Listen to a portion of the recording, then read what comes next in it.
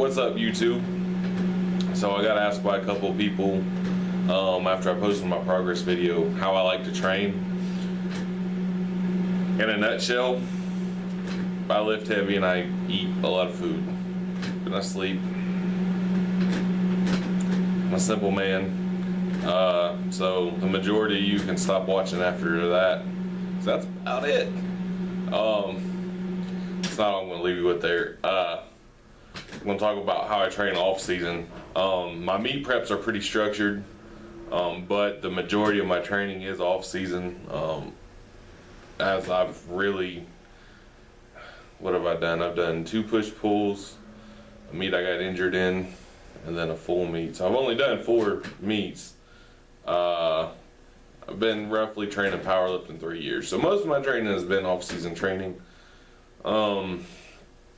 And I like to leave a lot of time in between meets anyway. I like the off-season. Off-season's a lot more fun for me because I fuck around and do the fuck I want to. Which leads me to tell you that, you know, my off-season training is almost purely instinct. I know a lot of people like to run hypertrophy, high reps, build their bases in the off-season. I've seen it work great for a lot of people. I will never knock anybody using any method other than the methods I use, because, like I said before, 5 plus 5 is 10, so is 12 minus 2, etc., etc. There's lots of different ways to get strong. For me, the most fun way to do that is to just basically train on instinct.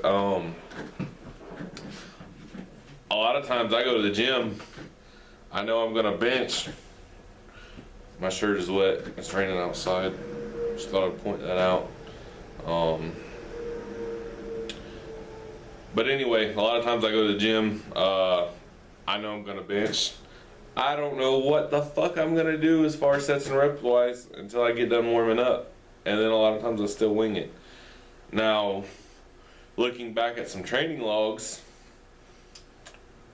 it almost ends up looking like a DUP meets Bulgarian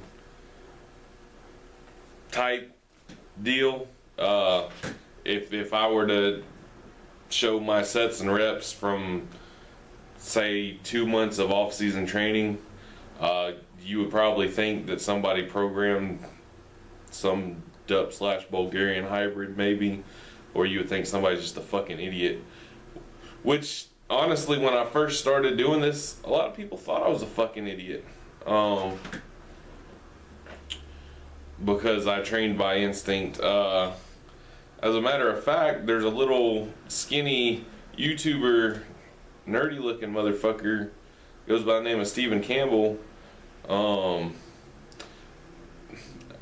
Year and a half, 2 years ago maybe, I think I'm still in that dumb little group that nobody posts in anymore, but posted in the group about instinctive training, and him and that other skinny faggot Chase Smith just fucking berated me on how fuck arounditis and instinctive training is shit, blah blah blah. Of course, neither one of them can touch my warm-up sets. I honestly don't think they could at the time, and I'm way stronger now, and now, yeah, I know they can't. Maybe they've changed their minds about instinctive training between then and now anyway, I don't know. But anyway, yeah, I call a lot of shit for it, but now it's funny because back then, I would preach instinctive training, and it's so great, and everybody like, oh, that's stupid, you're dumb, you need to program, blah, blah, blah. 2 years later, everybody's like, oh, Dennis, what are you doing? How did you get so strong in instinctive training? But lo and behold, it fucking worked. So yeah, that's kind of funny. But you know, when I'm in off season, if I feel like maybe I want to do a 5x5 that day, I do a 5x5. If I want to do work up to a heavy single, I'll do that. If I want to work up to a PR AMRAP set, I do that. It's just one of those things. It's really, other than I'm gonna bench 2 days, I'm gonna squat 2 days, or every other week, and then the week I don't squat 2 days, I'll squat 1 day and deadlift 1 day. And then some days I'll throw in a random conditioning, strongman, Olympic day. Again, it's structured in the fact that I'm going to bench twice, I'm going to squat twice, and/or squat and deadlift once a piece. And generally, the weeks I squat twice, one day primary movement is back squats, and one day the primary movement is front squats. Front squats are amazing. Yeah, I do accessory work. Usually on bench days, my accessory work will be some form of pull-ups and pull-downs, chest-supported rows, hammer curls, face pulls.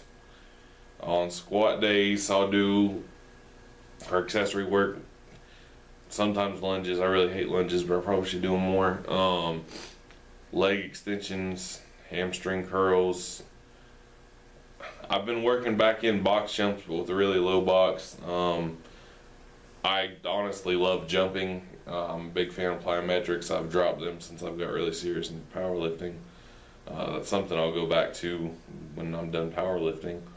The deadlift days, accessories, I'm pretty similar to benches, and I like to do pull-ups, pull-downs, some face pulls.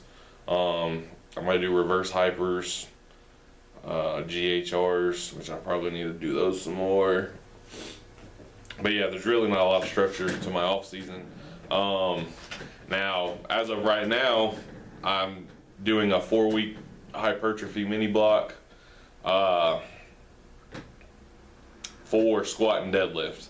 My bench, I am not fucking with my bench right now. It is going way too good. I'm not going to change anything I'm doing about bench. Even when I go into meet prep, it might be a hair more structured, but my bench is going way too good right now. But meet prep, I do structure my sets and reps. My last meet prep, I basically did 4 weeks of 5x5s, just training 3 days a week. I squatted Mondays, bench Tuesdays, took Wednesday and Thursday off, and deadlifted Fridays. I did that for 4 weeks.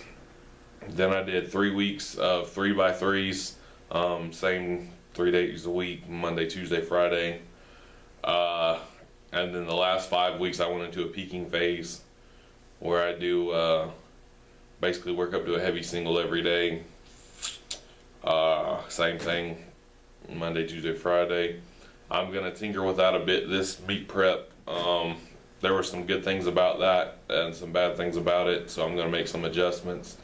It'll probably still be similar, other than I'll probably continue benching 2 days a week. But yeah, I'll be making adjustments as I go on that one. I probably won't do the 5 weeks of singles again. I'll probably shorten that maybe. I don't know. Anyway, but that's basically my off season is the bulk of my training, and it's just by instinct, man. If I'm feeling really good, like I said, I might go heavy. I might do a PR set. I might do a PR single. But only if I know that PR single is there. I really don't like to miss reps anymore.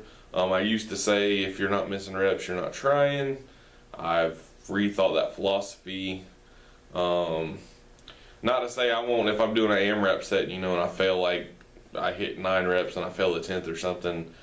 That's not what I'm talking about. I'm talking about missing a single, going for a new max. Which generally when I go for those heavy PR singles for a new max, as you saw my 520 bench, even my 640 deadlift there, while they were both new PR singles, neither one of them were max effort. I was confident I would get both of them just based on my warm-ups and how I've been lifting up to that point.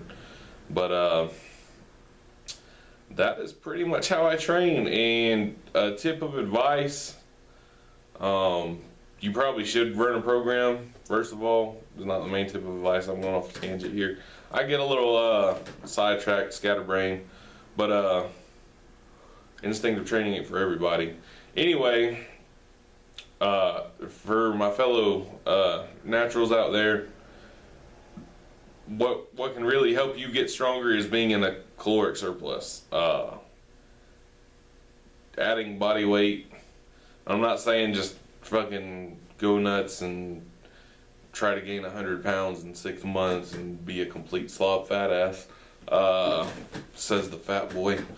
But yeah, being in a caloric surplus helps a bunch. And I would imagine it's the same for people on gear, but for naturals, that's really the ancient Chinese secret there for getting stronger, get bigger. So yeah, there it is. Hope this was informative. If you could follow it, that's it. Peace.